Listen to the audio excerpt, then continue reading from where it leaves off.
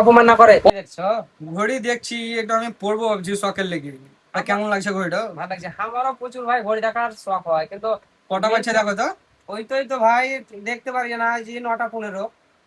আরে ভাই, তোমার শখ হচ্ছে, তুমি লেও ঘড়ি।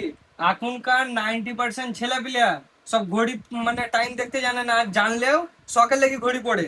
যেমন আমি ঘড়িটা লিছি এখন, আমি তো দোকানওয়ালা, আমার ঘড়ির কোনো দরকারই নাই। আমার তো মোবাইল 24 ঘন্টা হাতে থাকছে। তো শখ একটা ঘড়ি মানানি, পড়বা তা ভালো লাগবে। তুমি দেখো তোমার কত মানাইছে, কেমন লাগছে? ভালো লাগছে, কিছু কমে করে দোকানে লিব। কিছু কমে? 149 টাকা দাম। এত কম? এত কম? 100 টাকা দিয়ে ঘড়ি বাবা লিবে? 100 কই দেখাও তো, এটা লিবো। এবার 100 টাকার ঘড়ি দেখো। ওবে কত সুন্দর বে।